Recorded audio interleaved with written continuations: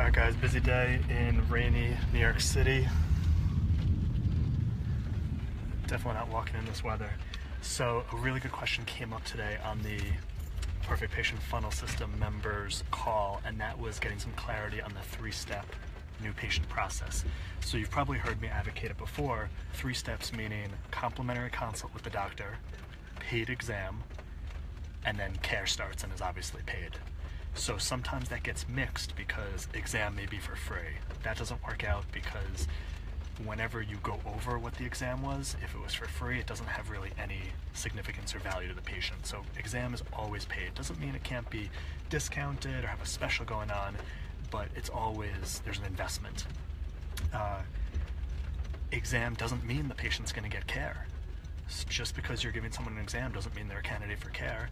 And 3 separate parts, because just because you're going to speak with someone, hear them out, hear what's going on, it doesn't even mean they're going to get an exam.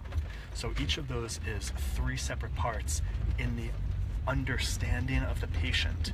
Each one, the consult and the exam, qualifies them for the next step. Now here's where the question was from the doc. He thought they had to be 3 different appointments. Not at all.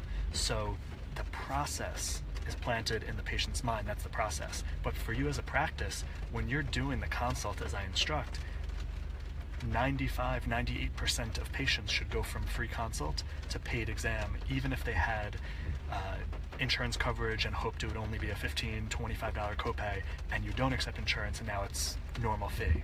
So you on the back end, in the practice, in the schedule, are going to book what you know is going to take place. You know the consult and the exam, however much time that takes place for you, is going to happen on day 1. And you may go forward with recommendations on that first visit or wait till the next visit if you need to analyze some stuff. That's all fine. But bottom line is, the question came into no, you don't separate it in scheduling in the back end into 3 separate visits and assume that any complimentary consult, anytime you sit down and speak with a patient, you're going to be so great and so powerful that they're going to immediately go into the paid exam, and then it's not going to be as high a conversion from consult to exam, but you should still be seeing 80 to 90% plus conversions from recommendations conversation to actual care, whatever that looks like for you. I have my recommendations and methodologies on how to provide it, which makes incredible sense. It makes it easier for the doctor and the patient, but of course that has to be congruent with you.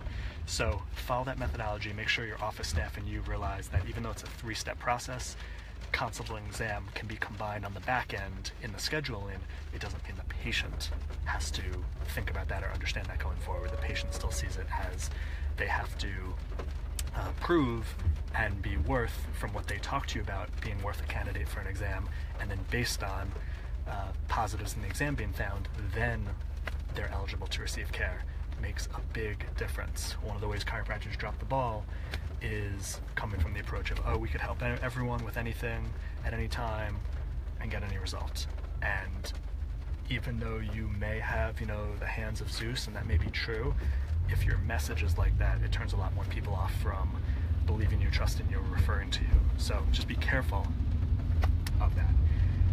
With that being said, if that caused more questions for you, let me know. Otherwise, make sure, if you are in the program, to get on the open call lines, get in the mastermind group. If you're not, go to patientmastery.com and watch the video on those care recommendations I endorse to get a lot more investment, retention, and referrals. And last pick in New York City, down in Chelsea. All right, be good, guys.